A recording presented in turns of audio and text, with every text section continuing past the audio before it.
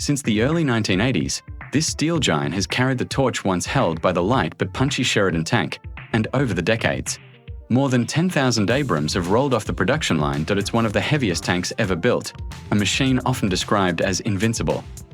Some say that reputation was well-deserved, others that it was more myth than reality. But whatever the truth, one thing is certain: the Abrams defined modern armored warfare for over 40 years.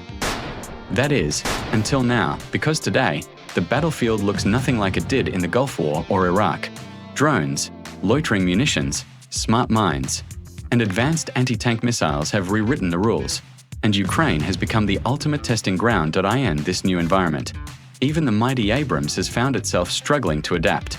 Its legendary armor and brute force are no longer enough against the invisible threats of modern warfare, and so, even the manufacturer has started to face the truth: the old warhorse is reaching the end of its era. The United States is already preparing a replacement, a new generation of tanks that will be lighter, faster, and far better suited for the realities of 21st century combat. But that's a story for another video. Today, we'll take a closer look at the Abrams itself, its legacy, its strengths, and the growing list of weaknesses that finally pushed the US Army to move on from its most iconic tank. And yes, we'll also see real footage and confirmed cases of Abrams tanks in action in Ukraine, where this legendary machine met the harsh reality of modern drone warfare, and for the first time, we'll analyze rare battlefield footage of the M1 Abrams facing off against Russia's T-90M Proryv, two of the most advanced tanks on Earth, finally meeting in real combat. Welcome to the modern portrait of the Abrams, without the gloss, without the myths, just the truth. Stay tuned. Like it, friends, and let's get started.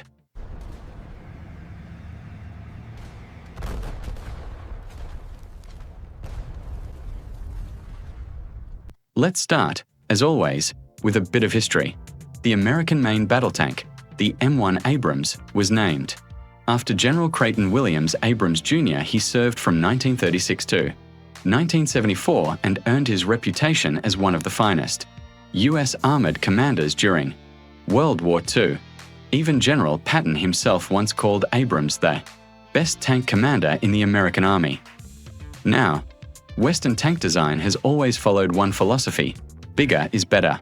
This mindset actually began in Nazi Germany, where engineers were obsessed with building massive war machines: the King Tiger, the Elephant, the Nashorn, true iron monsters. And after the war, that same design mentality carried on, giving the world the Challenger in Britain, the Leclerc in France, and the Leopard in Germany. But as the saying goes, the bigger they are, the harder they fall. And in tank design, that rule applies just as well. So, in 1979, the world saw a brand new tank, the M1 Abrams. It was built to replace the aging M60 Patton, which had served faithfully for decades. Interestingly, the US produced over 15,000 Pattons, even more than the total number of Abrams tanks built to this day. The Abrams entered service in the early 1980s, developed by Chrysler Defense, and later mass-produced by General Dynamics. Essentially, the Abrams was America's answer to the Soviet T-72. But right from the start, it became clear that its 105mm gun and homogeneous steel armor weren't enough to compete with Soviet firepower.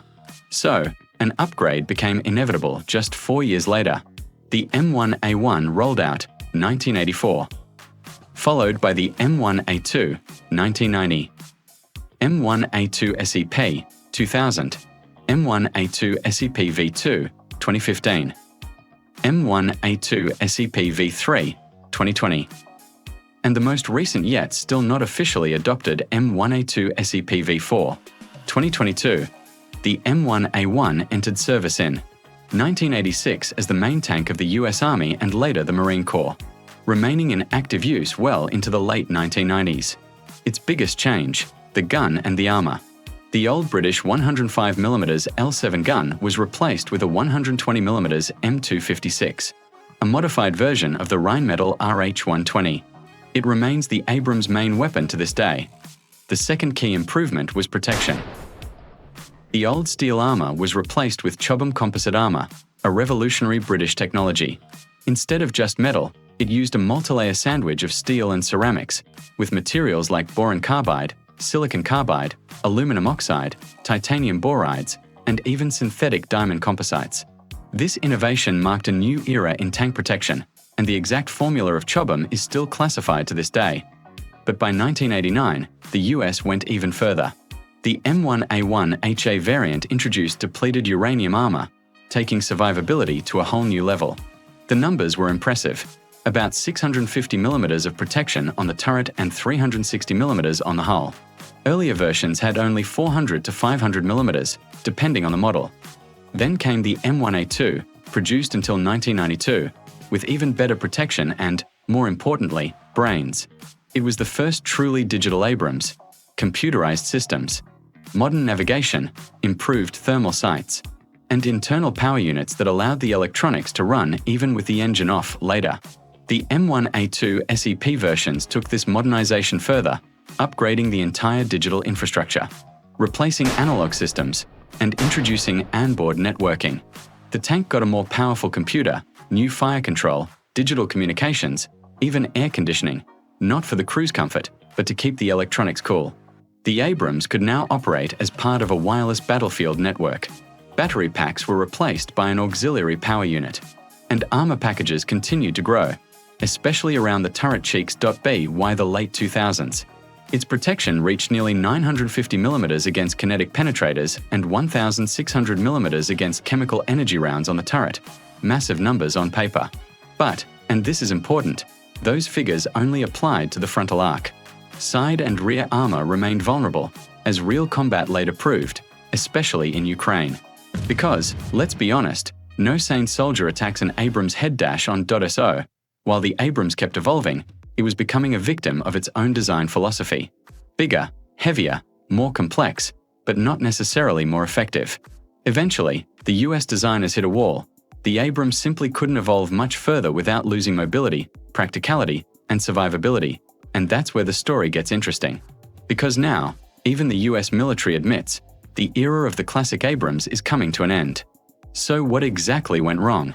And what did American engineers realize after decades of upgrades and real-world combat? Let's break it down. So, what exactly went wrong with the Abrams?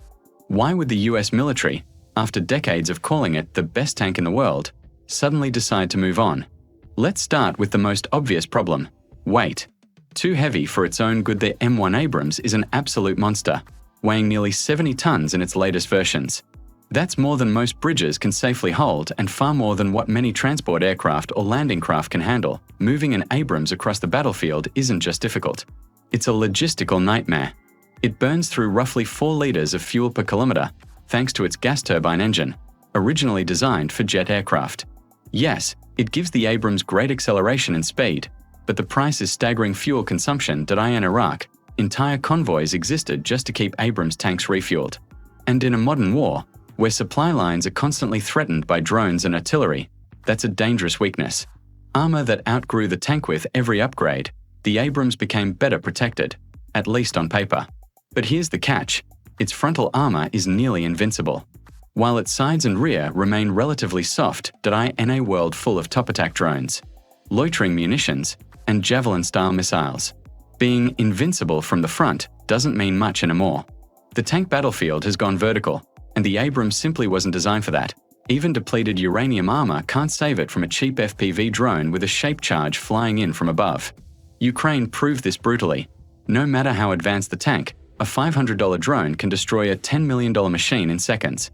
Outdated design philosophy. The Abrams is a product of the Cold War, built for massive armored clashes across European plains. But modern warfare looks nothing like that. Now, the battlefield is digital, decentralized, and dominated by cheap, smart, expendable weapons. In short, the Abrams was built for a war that doesn't exist anymore.